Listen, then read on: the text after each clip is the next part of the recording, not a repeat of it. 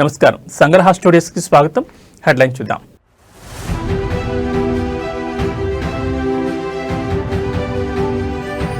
నేటి నుంచి 2 రోజుల పాటు మలేషియాలో ప్రధాని మోడీ టూర్. మలేషియా ప్రధాని అన్వర్తో మోడీ భేటీ.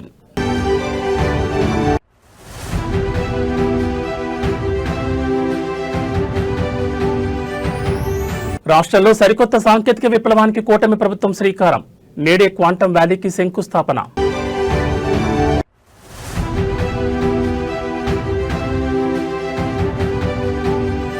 పొరపోరులో దూసుకెళ్తున్న కారు. నేడు కామారెడ్డి జిల్లాలో కేటీఆర్ పర్యటన.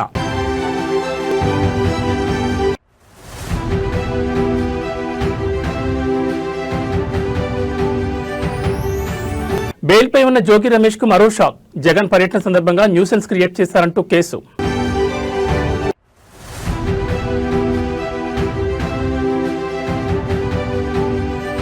అదనపు టారిఫ్లను తగ్గించిన ట్రంప్. రష్యా చమురు దిగుమతుల నిలిపివేతకు భారత్ కట్టుబడి ఉందని వెల్లడి.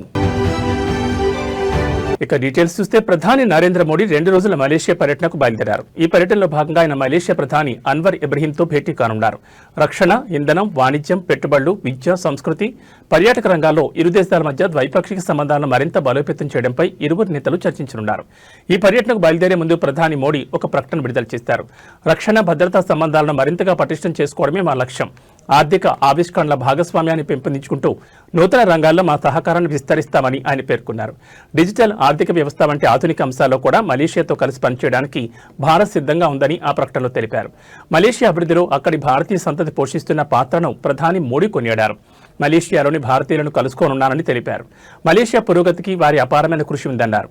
ఈ 2 దేశాల మధ్య ఒక సజీవ వంతెనలా వారు పోషిస్తున్న పాత్ర చారిత్రక స్నేహానికి బలమైన పునాది అందిస్తోందని మోడీ ప్రశంసించారు.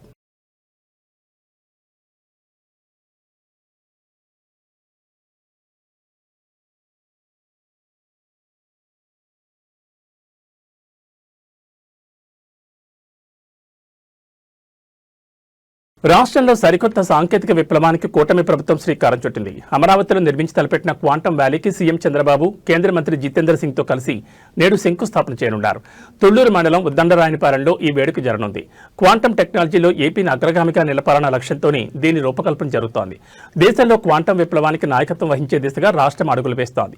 ఈ క్వాంటం వ్యాలీ కోసం ప్రభుత్వం 50 ఎకరాలు కేటాయించింది. దేశంలో మొదటి 133 క్యూబిక్ క్వాంటం కంప్యూటర్ అమరావతికి రానుండగా ఈ క్వాంటం వ్యాలీలో ఐబీఎం, టీసీఎస్, ఎల్ఎన్టీ కీలక పాత్ర వహించనున్నాయి. Quantum computing, quantum communications, quantum sensor, artificial intelligence రంగాల్లో పరిశోధనలు జరగనున్నాయి. అలాగే cyber security, defence, health care, finance వంటి రంగాల్లోనూ రీసెర్చ్లు చేయనున్నారు. ఈ ఏడాది ఆగస్టు నాటికి క్వాంటం వ్యాలీ భవనాన్ని సిద్ధం చేసేలా ఏపీ ప్రభుత్వం ప్రణాళికలు రూపొందిస్తోంది. డిసెంబర్ నాటికి అమరావతిలో క్వాంటం కంప్యూటర్ ఏర్పాటు చేయాలని భావిస్తోంది. ఈ సందర్భంగా సీఎం చంద్రబాబు నాయుడు నేడు రాష్ట్ర చరిత్రలో మరిచిపోలేని రోజుగా మిగులుతుందని సోషల్ మీడియా వేదికగా తెలిపారు. 1990లలో భారత్ను ఐటీ మ్యాప్పై నిలిపిన ప్రయాణమే నేడు క్వాంటం మ్యాప్పై భారత్ను అగ్రస్థానంలో నిలిపే దశకు చేరుకుందని పేర్కొన్నారు. నేడు నూతన ప్రయాణానికి అమరావతి కేంద్ర బిందువుగా మారనుందని, రాష్ట్ర చరిత్ర మారే రోజుగా గుర్తుండిపోతుందని తెలిపారు.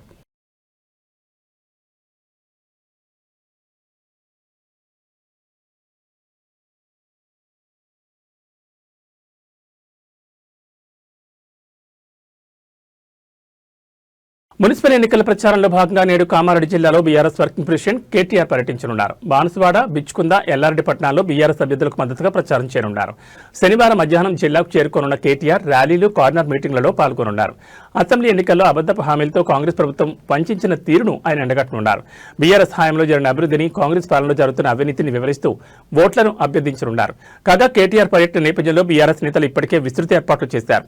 బాన్సువాడ, బిచ్చుకుంద, ఎల్లారెడ్డి పట్టణాల్లో ర్యాలీలు, కార్నర్ మీటింగ్లు జరిగే ప్రాంతాలను గులాబీ జెండాలతో ముస్తాబు చేశారు. మాజీ ఎమ్మెల్యేలు బాజిరెడ్డి గోవర్ధన్, జాజాల సురేందర్, హనుమంత్ షిండే దగ్గరుండి ఏర్పాట్లను పర్యవేక్షిస్తున్నారు. మధ్యాహ్నం బాన్సువాడకు చేరుకోనున్న రామన్న కొయ్యగుట్ట, అమరవీరుల స్తూపం నుంచి పట్టణంలోని ప్రధాన రహదారి వెంట రోడ్ షో నిర్వహించనున్నారు. అనంతరం అంబేద్కర్ చౌరస్తాలో సుమారు 10,000 మందితో నిర్వహించనున్న బహిరంగ సభలో పాల్గొంటారని ఆర్టీసీ మాజీ చైర్మన్ బాజిరెడ్డి గోవర్ధన్ తెలిపారు.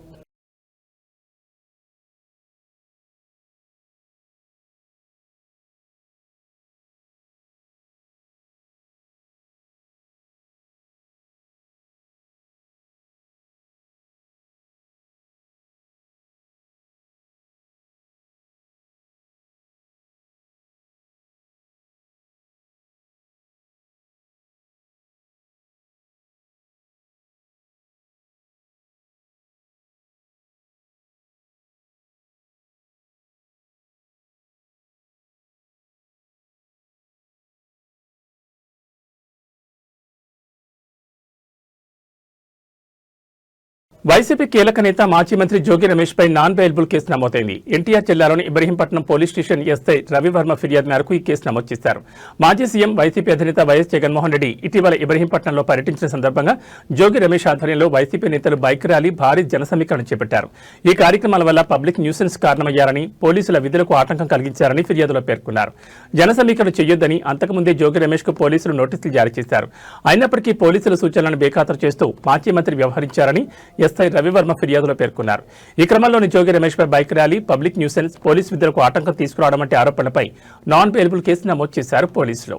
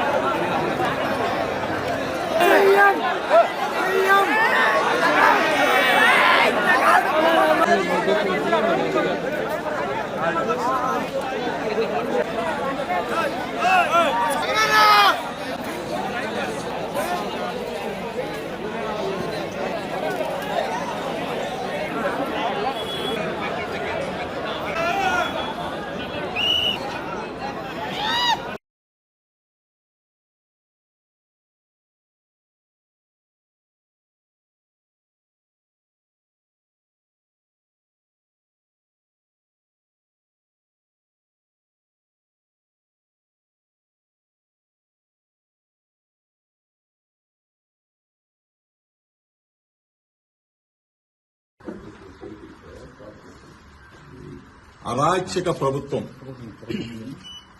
నిన్నటి నుంచి ఏ విధంగా రాష్ట్రంలో వైఎస్ఆర్ కాంగ్రెస్ పార్టీ నాయకుల మీద, కుటుంబ సభ్యుల మీద, నివాసాల మీద ఏ విధంగా దాడి జరుగుతున్నాయో మీరు అందరూ కూడా సభ్య సమాజం మొత్తం కూడా చూస్తూ ఉన్నారు.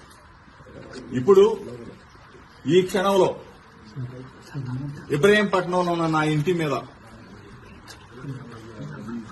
చంద్రబాబు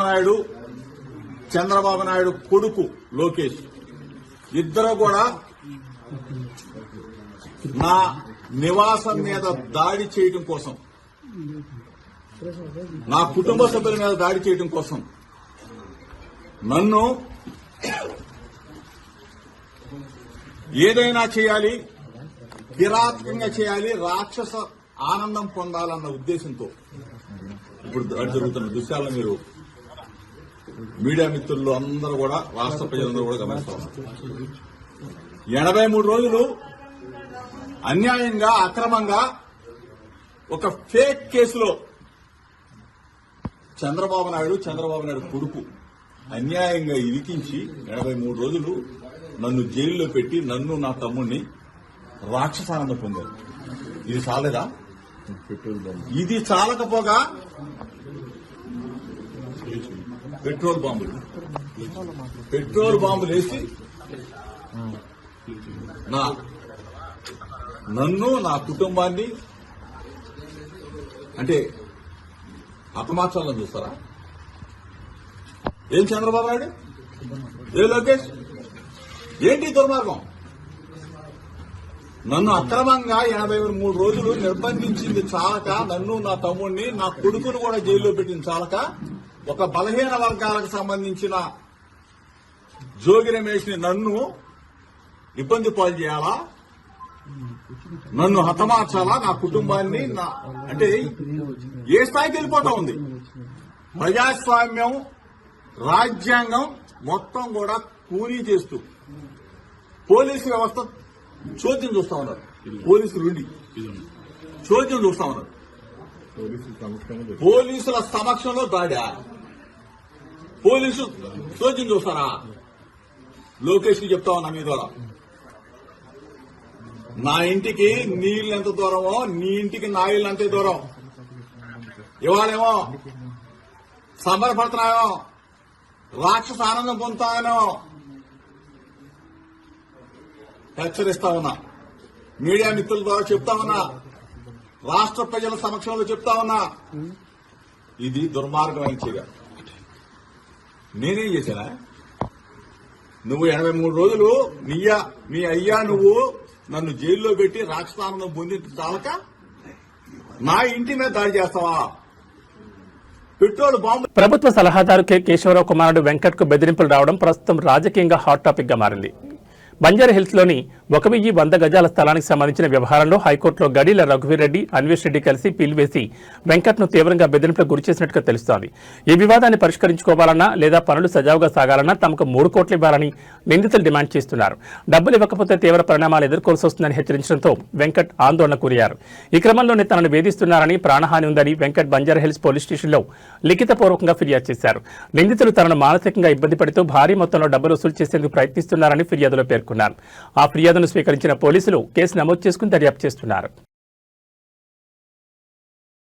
ఓ కారులో వచ్చిన కొందరు వ్యక్తులు సింగనమల టీడీపీ ఎమ్మెల్యే బండారు శ్రావణి ఇంటి వద్ద నిమ్మకాయలు, తెల్ల నువ్వులు పడేసి వెళ్లడం తీవ్ర కలకలం రేపింది. గత కొంతకాలంగా ఎలాంటి ఘటనలు జరుగుతుండటంతో ఎమ్మెల్యే కుటుంబ సభ్యులు భయాందోళనకు గురవుతున్నారు.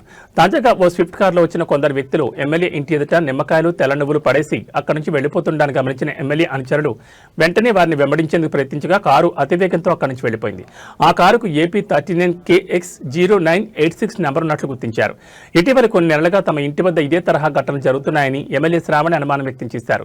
ఈ ఘటనల కారణంగా తమ కుటుంబ సభ్యులు తరచూ అనారోగ్యానికి గురవుతున్నారని పేర్కొన్నారు. ఈ కుట్ర వెనుక సింగనమల నియోజకవర్గానికి చెందిన ఓ అసమ్మతి నేత హస్తం ఉండొచ్చని ఎమ్మెల్యే వర్గీయులు అనుమానిస్తున్నారు. రాజకీయంగా ఎదుర్కోలేక ఇలాంటి మార్గాలు ఎంచుకుంటున్నారని వారు ఆరోపించారు. ఈ ఘటనపై ఎమ్మెల్యే అనుచరుల ఫిర్యాదు మేరకు అనంతపురం 2 టౌన్ పోలీసులు కేసు నమోదు చేశారు. కారు నెంబర్తో పాటు సీసీటీవీ ఫుటేజ్ ఆధారంగా నిందితులను గుర్తించేందుకు దర్యాప్తును వేగవంతం చేసినట్లు పోలీసులు తెలిపారు.